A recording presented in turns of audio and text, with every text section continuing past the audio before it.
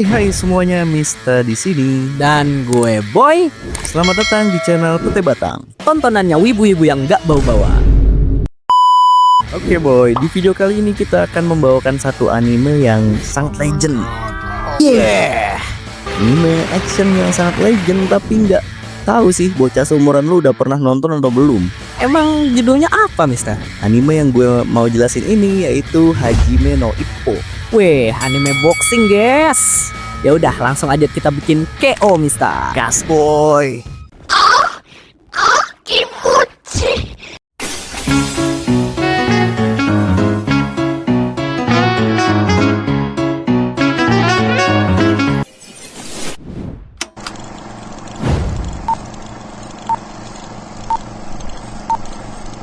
Seperti biasa, kita bahas story-nya dulu aja nih, Mister.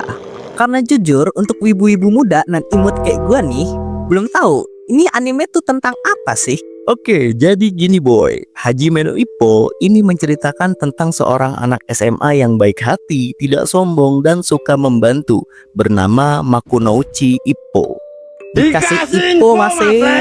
Itu info, nggak usah ngelawak. Maaf. Ippo ini anak SMA biasa, mukanya polos, rambutnya acak-acakan kayak sapu ijuk anak kos, dan tiap hari kerjaannya bantuin ibunya di toko umpan pancing. Bukan nongkrong, ngepus rank, atau ngajak jalan cewek tapi jemputnya depan gang.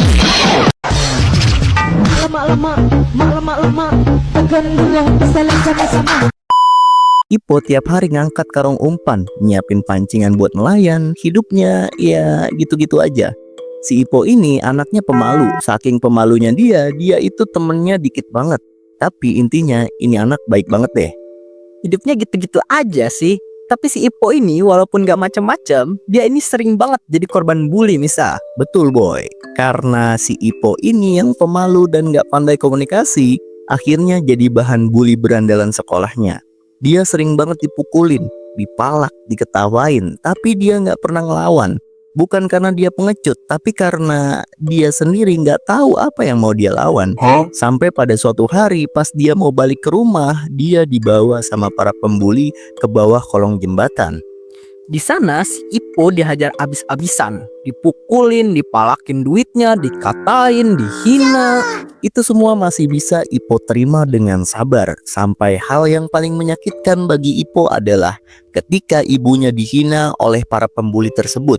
Ippo pun tidak terima. Ia pun akhirnya, wah, lawan balik nih, ngebantai nih. ya betul banget boy, si Ippo ngebantai abis para pembuli itu. Yang sayangnya itu cuma terjadi di anime-anime zaman sekarang yang MC-nya udah OP dari awal.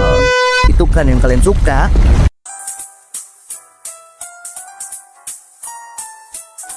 Sabar, Misa, sabar. Sampai mana tadi? Oh iya, karena ibunya Ippo dihina, si Ippo ini nggak terima dan ngasih tatapan tajam ke pembuli itu. Cuma karena sadar kalau dirinya lemah, akhirnya si Ippo ini nggak bisa ngapa-ngapain. Yah, bocah kasihan amat ya. Lalu pas si Ippo digebukin, tiba-tiba muncul seorang petinju pro yang bernama Takamura. Dia nolongin Ippo dari para pembuli. Takamura bikin para pembuli itu bubar.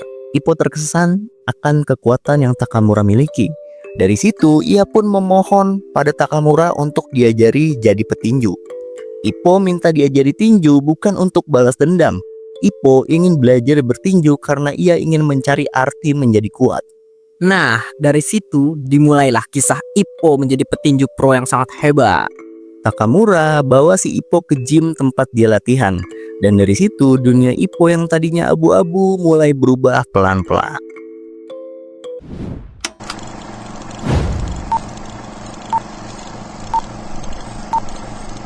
Semua orang punya momen yang bikin hidupnya berubah. Buat Ippo itu dimulai dari satu langkah kecil tapi penuh tekad. Ketika ia meminta Takamura untuk mengajarinya bertinju, Takamura ngeiyain aja dan gak nganggep itu serius. Karena dia ngira tuh paling-paling si Ippo ini cuma terbawa suasana doang. Tapi hal itu terbantahkan ketika Takamura melihat pukulan Ippo di gym. Awalnya Ippo malu-malu, nggak ngerti harus ngapain. Tapi pas dikasih samsak buat dipukul,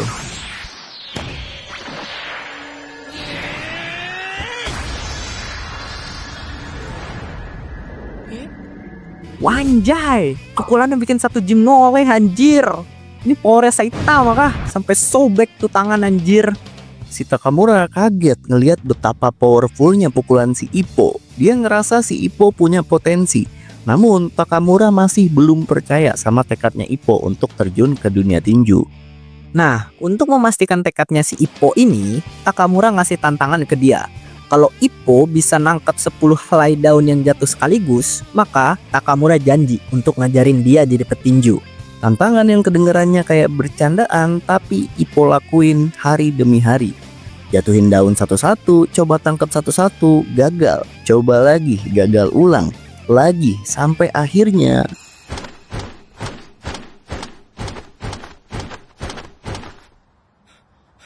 berhasil. Dan dari situ langkah pertama Ippo dimulai. Mulai dari situlah dia latihan. Lari pagi, pukul samsak. Kakinya lemes bukan karena kebanyakan ngocok, tapi tiap hari latihan sampai betis encok. Dia bukan pengen populer, bukan pengen bikin KO orang-orang yang ngebully dia. Dia cuma pengen ngerti apa arti jadi kuat. Dari langkah kecil itu, nangkep daun jatuh sampai dia berdiri di atas ring buat pertama kali. Ippo udah nentuin jalannya sendiri, bukan cuma masuk ke dunia tinju, tapi masuk ke perjalanan jadi manusia yang percaya sama dirinya sendiri.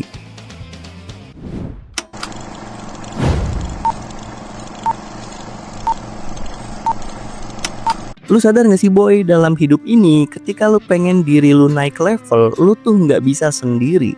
Lu akan naik level dan jauh lebih OP kalau lu punya rival yang jadi saingan, sekaligus trigger buat lu untuk upgrade jadi versi terbaik diri lu terus menerus. Iya lagi Mista. Emang kalau mau naik level di real life tuh emang harus punya rival sih, alias kawan sekaligus lawan. Nah, di dunia tinju juga begitu boy. Kadang yang bikin lu terus maju bukan sabuk juara, tapi seseorang yang bikin lu mikir, gue harus bisa ngalahin dia. Dan buat Ippo, itu bukan cuma satu orang. Pertama, ada Ichiro Miyata. Bukan cuma lawan, dia itu alasan kenapa Ippo mulai tinju. Lawan pertama Ippo ketika masuk ke dunia tinju. Selain Samsak, yaitu si Miyata ini. Ippo yang baru terjun ke dunia tinju harus melawan Miyata yang dari kecil udah terlatih. Lagi-lagi, ini bukan anime yang MC-nya OP secara instan. Ketika Ippo berhadapan dengan Miyata yang pertama kali, jelas banget Ippo kalah telak. Miyata yang ngajarin Ippo tentang kekalahan juga merupakan bagian dari proses menuju kuat. Si Miyata pun dapat pelajaran dari Ippo ketika ia berhadapan dengan Ippo untuk kedua kalinya. Miyata sadar bahwa kerja keras Ippo merupakan hasil dari ketekunan dan keseriusannya yang berhasil bikin Miyata tertrigger. Selain Miyata, Ippo nanti akan ketemu banyak rival dan lawan-lawannya yang bikin Ippo makin kuat. Ippo kuat lewat pukulan dan rasa sakit, bukan instan karena nge-cheat. Rival-rival ini bukan musuh, mereka itu cermin, nunjukin ke Ippo siapa dirinya yang sekarang. Dan pelan-pelan Ippo mulai sadar, gue bukan cuma ngejar mereka, gue juga ngejar versi terbaik dari diri gue sendiri.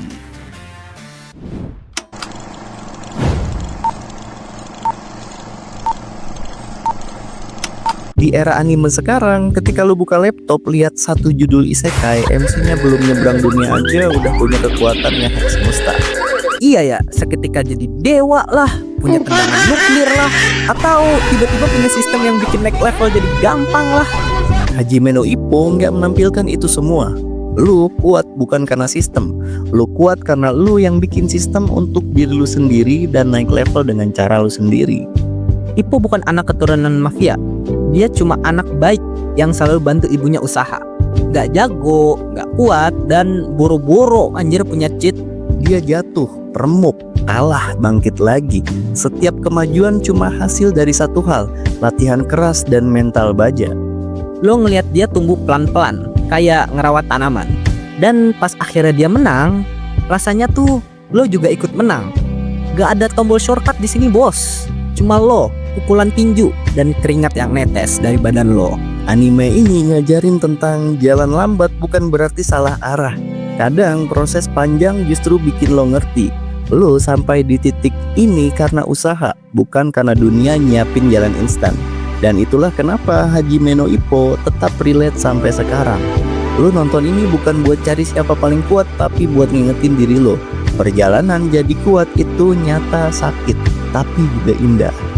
Kalau lo bosan sama anime yang baru dapat kekuatan langsung bisa ngalahin Raja Iblis dan dapat harem, coba nonton Ippo. Biar lo ingat bahwa jadi dewasa dan jadi kuat itu butuh waktu dan keberanian buat terus berdiri meski udah jatuh berkali-kali. Sekian dari kita. Kita Pete Batang, Arigatou gozaimasu. salam Degemas. Don't you want me like I want you, baby? Don't you need me like I need you now? Sleep tomorrow, but tonight go crazy. All you gotta do is just meet me at the Apata.